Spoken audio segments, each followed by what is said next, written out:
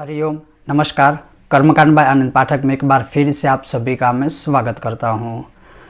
आज मैं आपको बताने वाला हूँ नैवेद्य अर्थात भगवान को या देवी देवताओं को भोग कैसे लगाया जा सकता है, या अगर भावपूर्वक या विधि विधान से अगर भगवान को नैवेद्य के मंत्र सहित भगवान को भोग अर्पण करना है तो वो कैसे किया जाता है।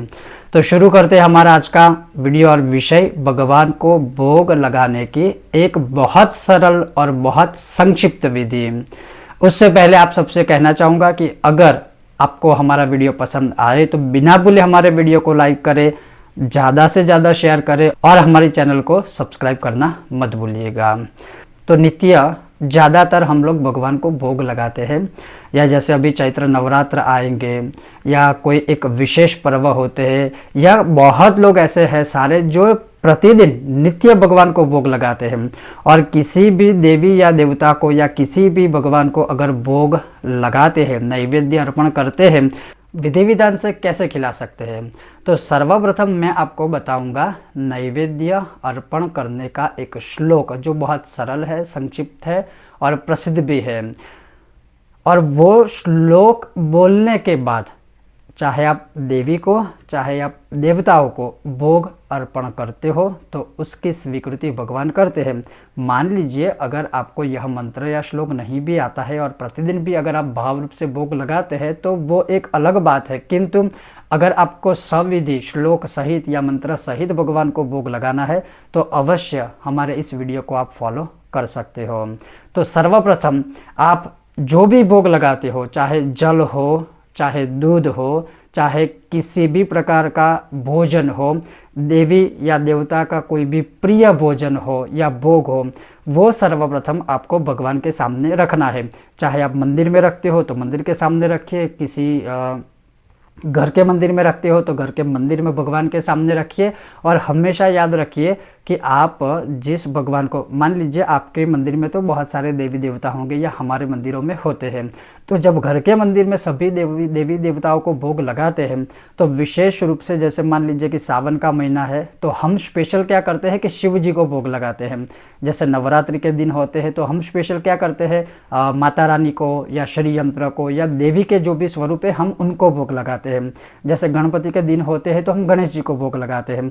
लेकिन सभी देवी देवताओं को समर्पित करने के लिए अगर हम भोग लगाते हैं, जैसे भोजन का एक पूरा थाल बनाते हैं या प्रिय चीज़ वस्तु जो जिस भगवान की होती है वो हम लगाते हैं, तो वो सन्मुख यानी भगवान के सामने ही वो थाली भोजन या जो आप अर्पण करते हो वो रखना है। और एक बात हमेशा याद रखिए, आप कोई भी चाहे मिठाई हो, चाहे दूध हो, चाहे थाल हो, चाहे भोजन हो, कुछ भी प्रकार का भोजन आप जब भगवान के सामने लगाते हो तो एक बात हमेशा याद रखिए, उसके साथ में शुद्ध जल का एक छोटा सा गिलास या शुद्ध जल अवश्य भोग के साथ रखना ही है, क्योंकि भोजन के साथ जल का भी बहुत महत्व है। यानी भोजन में या भोग में जल का भी एक बहुत बड़ा एक महत्व योगदान है। तो कोई भी भोजन लगाए, दूध या जो भी आप अर्पण करते हो उसके साथ आपको एक जल भी रखना है। जब वो सन्मुख रख लेते हो भगवान के सामने तब आपको सामने बैठना है। और जब आप सामने बैठते हो तो जिस भी देवी या देवता को उद्देश्य से आप वो भोग अर्पित करते हैं उस समय उनका भाव मन में रखना है, और वो भाव रख के आपको यह श्लोक बोलना है। ओम शर्करा खंड खाद्यानि दधिक्षीर घृतानि च आहारं भक्ष्य भोज्यं च नैवेद्यं प्रतिगृह्यताम्।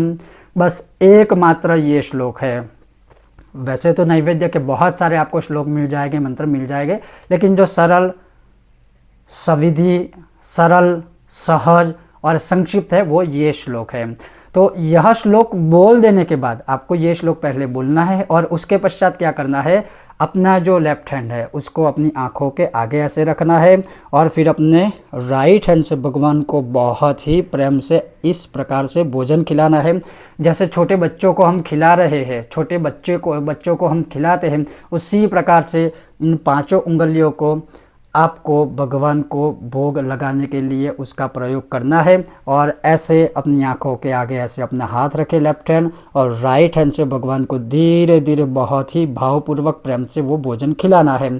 और जब वो खिलाते हो भोजन, श्लोक बोलने के बाद जब आप वो भोजन अर्पण करते हो, तब आपको फिर बोलना है ओम प्राणाय स्वाहा, ओम अपानाय स्वाहा, ओम व्यानाय स्वाहा, ओम उदानाय स्वाहा, ओम समानाय स्वाहा, ओम एवं परब्रह्मणे परमात्मने नमः। इस प्रकार से ये 5 बार बोल के फिर थोड़ा सा यहाँ विराम लेना है, जैसे 1 या 5 सेकंड का। और फिर वहाँ मध्य में क्या बोलना है, नैवेद्य मध्य आचमनीय जलम समर्पयामि। जैसे हम थोड़ा खा के फिर अगर थोड़ा जल भी ग्रहण करते हैं, जैसे आचमन जितना, तो भगवान ने थोड़ा खाया है, भगवान को हमने मंत्र के द्वारा उनको भाव रूप से खिलाया है। उसके बाद नैवेद्य मध्य पानीय जलम, अर्थात थोड़ा सा जल हम उनको पीने के लिए देते हैं। तो यह भाव रख के बोल के ओम नैवेद्य मध्य पानीय जलम अर्पयामि या समर्पयामि, ये बोलकर एक थोड़ा सा जल लेके, चम्मच है तो चम्मच में, आचमनी है तो आचमनी में थोड़ा सा जल लेके किसी पात्र में वो रख दीजिए, और पुनः फिर से वैसे ही भगवान को खिलाना है। ओम प्राणाय स्वाहा, ओम अपानाय स्वाहा, ओम व्यानाय स्वाहा, ओम उदानाय स्वाहा, ओम समानाय स्वाहा, ओम एवं परब्रह्मणे परमात्मने नमः। फिर 3 बार जल छोड़ना है किसी पात्र में और बोलना है ओम उत्तरापोषणादिकम समर्पयामि।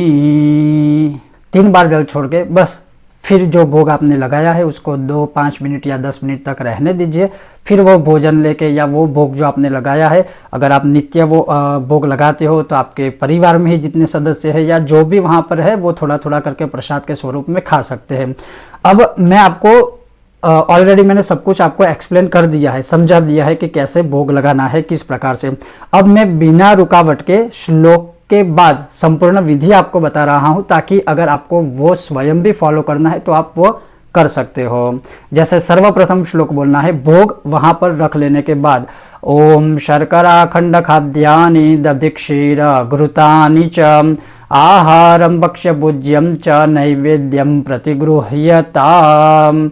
ओम प्राणाय स्वाहा, ओम अपानाय स्वाहा, ओम व्यानाय स्वाहा, ओम उदानाय स्वाहा, ओम समानाय स्वाहा, ओम एवं परब्रह्मणे परमात्मने नमः। नैवेद्य मध्य पानीय जलम समर्पयामि, यह बोलकर एक बार थोड़ा सा पानी किसी भी पात्र में रखना है। पुनः ओम प्राणाय स्वाहा, ओम अपानाय स्वाहा, ओम व्यानाय स्वाहा, ओम उदानाय स्वाहा, ओम समानाय स्वाहा, ओम एवं परब्रह्मणे परमात्मने नमः। ओम उत्तरापोषणादिकं जलम समर्पयामि या ओम उत्तरापोषणादिकं समर्पयामि, ये बोलकर वहाँ 3 बार जल छोड़ दीजिए। इस प्रकार से नैवेद्य संपूर्ण अर्पण कर देने के बाद, नैवेद्य यानी भोग अर्पण करने के बाद 3 बार अलग अलग शब्द का प्रयोग करके बोल के 3 बार जल छोड़ने की परंपरा या विधि विधान है, किंतु एक ही बार में, जैसे उत्तरापोषणादिकं जलम समर्पयामि या उत्तरापोषणादिकं समर्पयामि, यह बोलकर 3 बार जल छोड़ दीजिए। इस प्रकार से भगवान को नित्य आप भोग अर्पण कर सकते हो या नैवेद्य अर्पण कर सकते हो। हाँ, कुछ रहस्य इसमें भी ऐसे है कि कुछ लोग मुंह के आगे ऐसे हाथ रख के फिर भगवान को खिलाते हैं, कुछ लोग या ज़्यादातर लोग जैसे हम लोग हैं वो आँखों के आगे ऐसे हाथ रख के फिर भगवान को नैवेद्य अर्पण करते हैं। और इसके पीछे क्या अर्थ है, क्या अर्थ नहीं है, क्या तर्क है, क्या वितर्क है, क्या शास्त्रार्थ है, ये जो सारी चीज़ें हैं वो मैं एक बहुत सुंदर तरीके से आपको एक्सप्लेन करूंगा। किंतु आज का मेरा मुख्य उद्देश्य यही था वीडियो बनाने का कि चैत्र नवरात्रि भी जैसे आ रही है या नित्य भी अगर आप भोग लगा रहे हो तो किसी भी देवी देवताओं को जब भी आप भोग लगाते हो तो इस प्रकार से आप अपने घर के मंदिर के सामने या अपने घर में या कहीं पर भी अगर आप भोग लगाते हो तो ऐसे अर्पण कर सकते हो।